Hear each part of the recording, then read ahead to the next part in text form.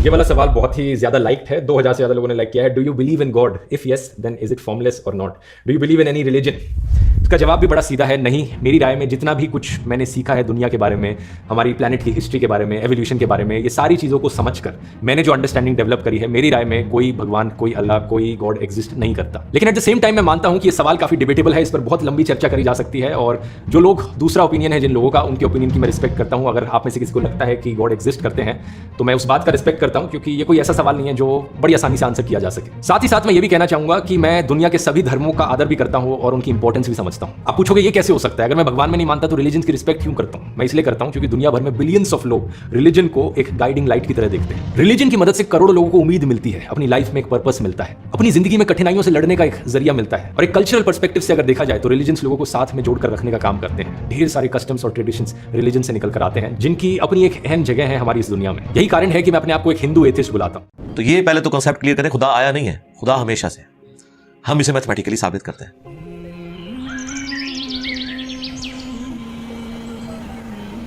देखिए, जो universal truth establish हो चुके हैं उसको तो आप कोई दोबारा से चैलेंज ना करें। यानी ये यूनिवर्सल ट्रूथ है कि 2 + 2 = 4। ठीक है, अब इसे कोई 5 या 3 बनाने की कोशिश करे तो जुल्म पर मबनी काम कर रहा है। आप दोबारा से व्हील भी इन्वेंट कर लें तब भी ये मैथमेटिकल इक्वेशन तो अपनी जगह रहेगी। बिल्कुल इस तरीके से ये चीज एस्टेब्लिश हो चुकी है कि कायनात पहले नहीं थी तो आई है। आपको पता है कुछ अरसा ये नजरिया रहा है 17वीं और 18वीं सदी में कि ये स्टेडी स्टेट कायनात है, हमेशा से ऐसे ही चल रही है। लेकिन ये नजरिया अपनी मौत मर गया। हम जिस एरा में बैठे हैं ना, ये नजरिया खत्म हो चुका है। आज से नहीं, बिग बैंग के बाद से, जब वो हबल ने टेलीस्कोप के जरिए चीज देखी थी 1920s में, तो हबल ने ये देखा कि कायनात में जितने भी ये इजराम फल्की हैं, यानी आसमान पे जितने आपको सियारे सितारे नजर आ रहे हैं ना, इनमें एक कॉमन चीज ये है कि सब एक दूसरे से दूर जा रहे हैं। और उसके लिए उसने स्पेक्ट्रम जब ड्रा किया, स्पेक्ट्रम जब ग्रेजुअली किसी चीज का, लाइट का स्पेक्ट्रम रेड की तरफ शिफ्ट हो, इट मींस कि वो आपसे दूर जा रही है। तो ये चीज लॉजिकल थी कि जब ये दूर जा रही है तो इसको टाइम में रिवर्स किया जाए तो किसी एक जगह से शुरू ही हो। यानी मैं हाथ में कुछ बॉल्स पकड़ूं और उन्हें यूं फेंकूं, सारे एक दूसरे से दूर जाएंगे। और ये एक यूनिवर्सल ट्रूथ है कि ये दूर इसलिए जा रहे हैं कि कहीं एक जगह से स्टार्ट हुए थे। ये तो एक नेचुरल चीज है। अच्छा, उन्होंने कहा कि अगर हम टाइम को रिवर्स करें और ऐसे पॉइंट पे पहुंच जाएं कि जहां से ये चीज स्टार्ट हुई थी, तो उसको साइंटिस्ट ने नाम दिया कि वो एक ऐसा पॉइंट था कि जिसकी डेंसिटी इंफिनिट थी, ना खत्म होने वाली, और वॉल्यूम 0 था। वॉल्यूम 0 है और डेंसिटी इंफिनिट है। इट मींस क्रिएशन एक्स नहीं लो, अदमे महज से वजूद, कुछ नहीं था तो ये हो गया।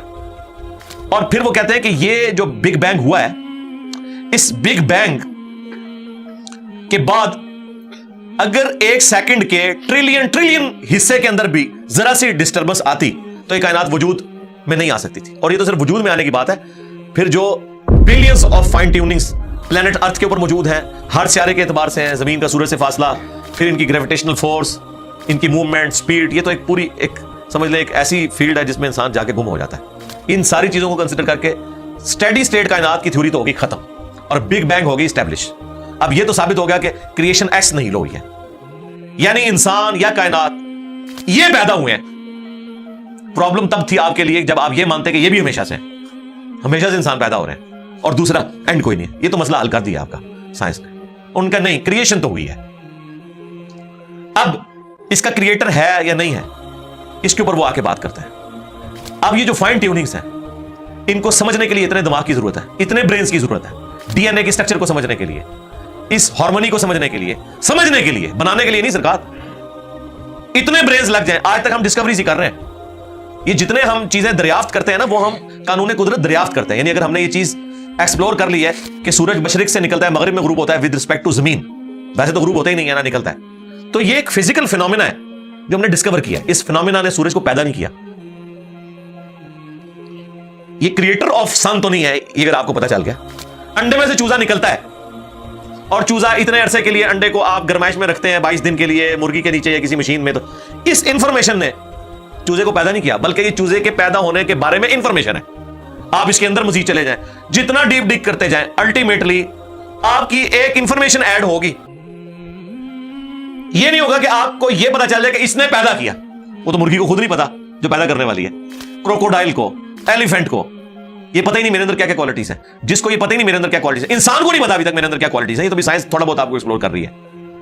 तो क्रिएटर तो हम इन क्वालिटीज के है ही नहीं है। और फिर पीछे एक ब्रेन इस एतबार से है कि वो एक ऑर्गेनाइज तरीके से, और ये भी चीज डेफिनेटली फिजिबिलिटी के तहत आप समझे मैथमेटिक्स में एस्टेब्लिश हो चुकी है कि ये पूरे एक ऑर्गेनाइज तरीके से जो चीज चल रही होती है उसके पीछे एक ब्रेन जरूर होता है। ब्रेन के बगैर ये कोई डिजाइन कर नहीं सकता। फिजिक्स का सेकंड ऑफ थर्मोडायनामिक्स जो है कि एंट्रोपी या तो कांस्टेंट रहती है या इंक्रीज करती है, यानी डिसऑर्डर। खुदा न खासा यहां पे धमाका हो जाए तो हर चीज बिखर जाएगी।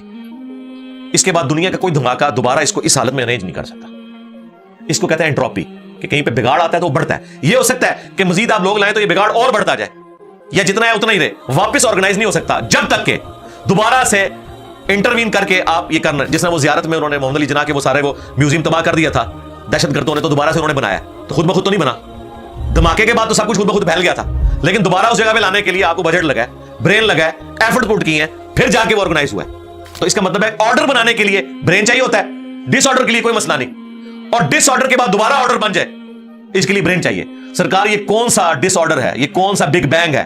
छोटा सा धमाका ऑर्गेनाइज नहीं करता, चीज को बिगाड़ता है, और इतना बड़ा धमाका, इतना बड़ा ऑर्डर ले आया कि प्लेनेट अर्थ के ऊपर 2 मिलियन से ज्यादा स्पीशीज है। एक एक स्पीशी के ऊपर आप जिंदगी गुजारे, आप सिर्फ उसकी आदतें ही नहीं बता सकते क्या है। ये तो छोड़ देंगे ये बनी कैसी है। तो ये तो एक ना खत्म होने वाला सिलसिला है। तो ये ब्रेन तो एस्टेब्लिश है। अब अगला स्टेप ये है कि ये जो ब्रेन है, वो रिचर्ड डॉकिंस भी कहता है ना द गॉड डिल्यूजन में, जब फ्रेड हाइल का जुमला उसे कोट किया गया ना, फ्रेड हाइल एक बहुत बड़ा समझे फिलोसोफर भी था, साइंटिस्ट भी था। उसने कहा था कि इंसान का बन जाना खुद ब खुद ये इसी तरह का फिनोमेना है, ये इससे बढ़कर कॉम्प्लेक्स फिनोमेना है कि कोई शख्स ये क्लेम करे कि कोई हवाई झक्कड़ टॉर्नेडो चला और उसने कूड़े कबाड़ के ढेर से मटेरियल उठाया और एक बोइंग 747 तैयार कर दिया। ये दुनिया का कोई पागल बेवकूफ आदमी भी ये बात नहीं मानेगा। उसको छोड़ दे, एक बाल पॉइंट बनने को कोई नहीं मानेगा।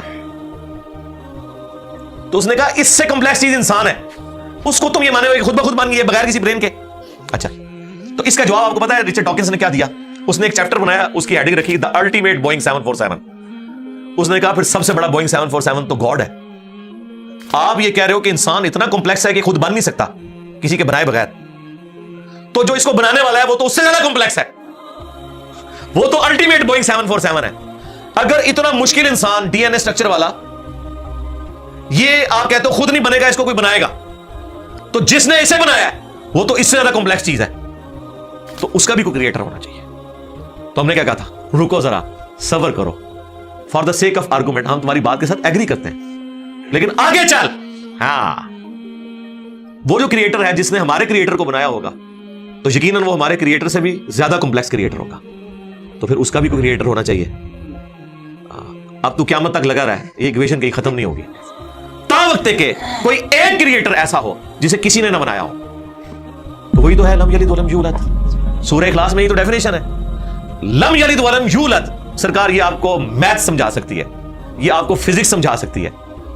ये कितनी बड़ी डेफिनेशन है, हमने बचपन में ऐसे ही याद कर लिया कि ना उसका कोई बाप है ना कोई बेटा। ना, ये तो हम एक अखलाकी से तर्जुमा कर रहे हैं ना, तो एक्चुअल तर्जुमा है कि ना वो खुद किसी से निकला है ना उससे कोई निकला है, वो हमेशा से है। इसलिए बुखारी मुस्लिम में हदीस है कि तुम्हारे पास शैतान आता है ना, तो कहता है पहाड़ों को किसने बनाया? तुम कहते हो अल्लाह ने। पूछता है दरख्तों किसने बनाया? कहता है अल्लाह ने।